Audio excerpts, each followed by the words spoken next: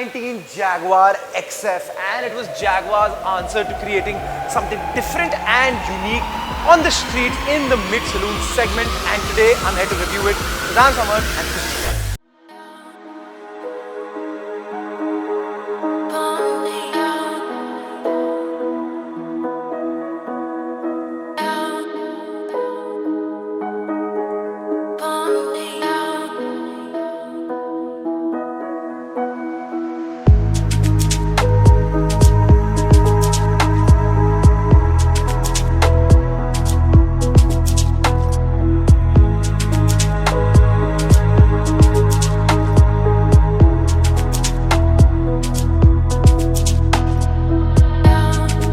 So I borrowed this Jag from Revit Autosports. They've got an amazing collection of pre-owned luxury cars, both in Delhi and Gurgaon. All the links are in the description below. So guys, check them out. So let's talk XFs. The XF was introduced in the market to compete in the mid-saloon segment, that are your A6, E-Class and 5 Series, and Jaguar created something mind-blowing because definitely she's a head turner and looks stunning.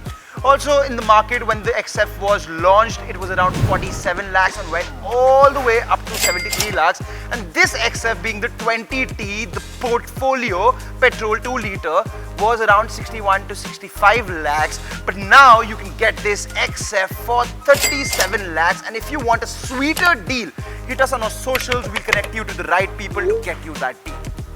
Let's kick off this video by talking about the exterior design of the XF, and straight away starting with the bonnet.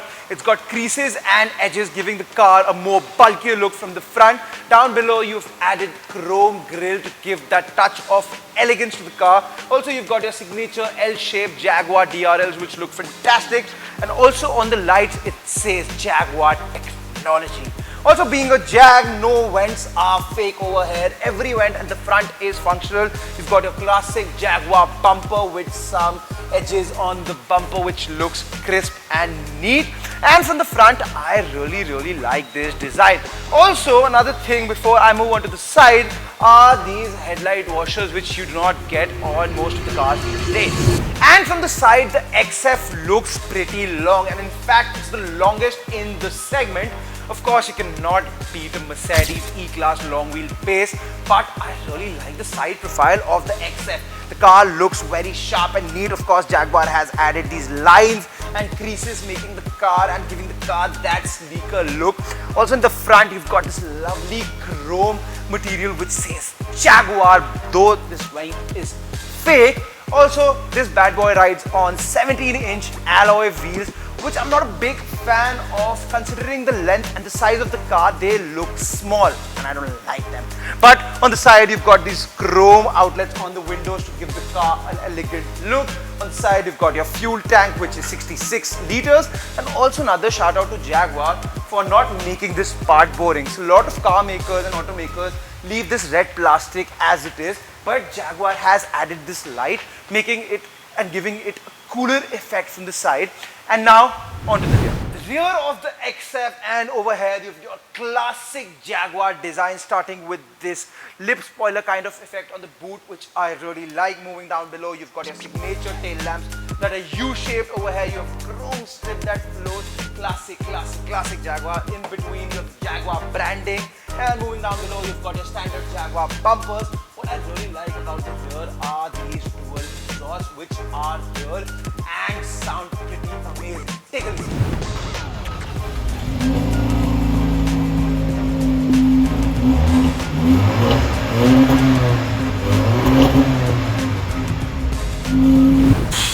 That sounded amazing.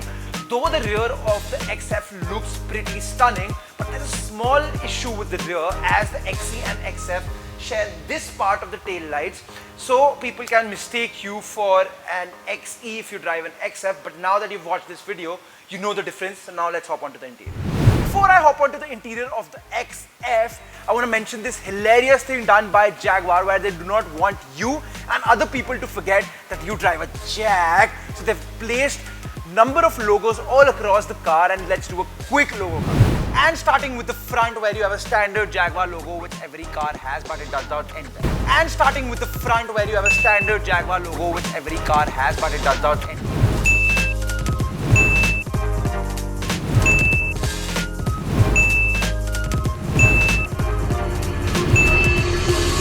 Inside the XF, and the first impression you get about the car is that Jaguar has successfully made it look like a proper cockpit. You've got these surrounds which makes the car look tighter and feel more tighter and less like a saloon and more like a sports car. And of course, coming on to the overview, the build quality is sturdy, the materials are nice all across the dash, even on the side. Also, I like this wooden trim on the door, looks really expensive, but what's not nice is you've got scratchy plastic over here, and even on the door bins. And also the materials of these buttons are plastic, very cheap plastic, and also the steering wheel buttons are again plasticky. And in my opinion, a BMW or an Audi or a Merc is well built than a Jag. Also listen to this, sounds pretty hollow to me. But onto the practicality. So let's kick off the practicality by using the bottle of practicality, and the door bins can fit one bottle only. And the story worsens as the rear door bins get smaller. And you've got some storage space right here on the seats to keep some stuff. Glove box is pretty decent and can fit the bottle of practicality and the mini bottle of practicality. The cup holders for the rear are placed in a nice position where you can enjoy the whole armrest and are big and can fit the bottle of practicality and the mini bottle of practicality. The center armrest space is not that great as it's not that deep, but you have a USB port, a navigation chip, an aux port and your 12-volt socket, but sadly it does not fit the mini bottle of practicality. Now that we're done with the practicality, it's time to move on to the annoying features of this XF, because every car has them. Starting with this panel over here, which is too cluttered, and accidentally you might press the memory seats button and you go into your mom's driving position and get squished. They've given you a space to keep your phones, but it doesn't fit. A car priced over 60 lakhs should have at least a good rear-facing camera, but the resolution is pretty shitty and graphics are shit. If you're planning to carry 3 people in the back of your XF, it could be a challenge because this hump is massive. Pull up to a hotel and they ask you to open your hood, that's going to be an issue. If you're planning to fix your baby seat, in the ISOFIX points over there, it's blocked by the seat and some part of the seat belt. It's going to be really difficult to fit a child seat over here. Where there is hate, there is love too, and there's plenty of things to love about this Jaguar, starting with these pop-out AC vents, which look pretty cool. If you're bored with your traditional gear levers in the center or in the Merc on the side, Jag has something different with resurrecting technology which looks pretty cool. You get electronically adjustable steering wheel as standard, unlike other brands where you have to pay a little extra. Porsche, take a note. Also, Jaguar has paid an amazing attention to detail on the engine start-stop button as it pulsates with the real Jaguar's heartbeat. You get 3 memory seats as standard and Meridian speakers which sound amazing. In the back seat of the XF, the first thing you notice outside as well, it being the longest in the segment, I have tons of room over here. Footbed space is nice, but I cannot tuck my feet inside because the seat is too low. Under thigh support is good, and I have decent headroom as well. And it is pretty roomy back here. Also, you've got manually operated blinds, and as you put them down, you can see the window is nice and big, won't be claustrophobic. And does it go all the way down? Yes sir, it does. But coming on to the seating position, the recline is nice. What I don't like is that this part over here is a little hard, so it's just a little uncomfortable to sit. But I've shown you the cup holders before, and I like the armrest position. It's equally aligned to the side armrest on the door as well, and good space to spend some time. Before I take out this Jag for a drive, Jaguar had fitted this Portfolio with a 2-litre 4-cylinder engine which is turbocharged, mated to an 8-speed gearbox, producing 246 bhp and 365 Newton meters of torque.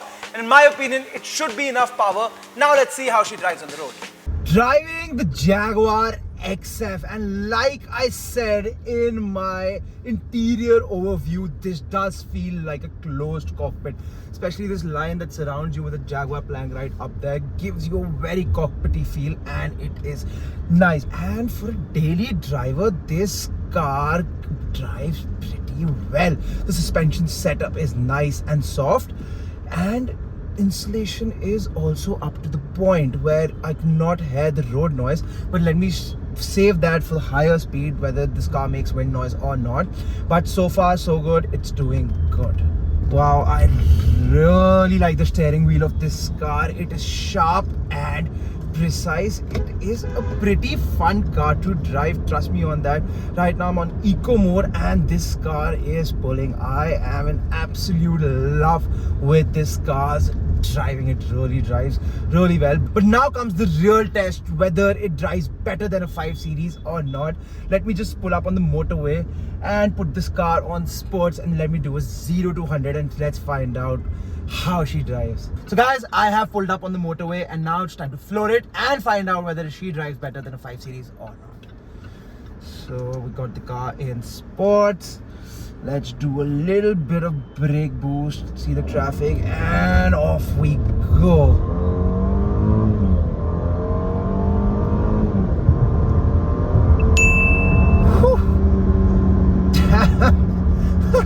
In sports mode, this car is a totally different beast. Paddle shifters are nice and responsive. The suspension have gotten stiffer, as you can see and make out by the bumps the car is giving you. But it's an absolute drama and pleasure to drive this XF. This is a fun car, but if it's not better than a 5 Series, it drives very similar to the 5 Series. I can assure you that, and it's a fun car to drive. Definitely beats the E-Class and the A6 by a mile. So what's my final verdict on the XF? So if you're looking for something different other than the BMs, Mercs and Audis, and you want something that drives really good, you should definitely go for the Jag. But there are a few flaws in the Jag, such as the interior looks pretty outdated as per the modern standards, and the gearbox is a little laggy, but she sure does drive really well. And if you guys like this video, give us a thumbs up. Tell us in the comments below which one would you pick, the A6, the XF, the E-Class or the 5 Series. And see you in the next video.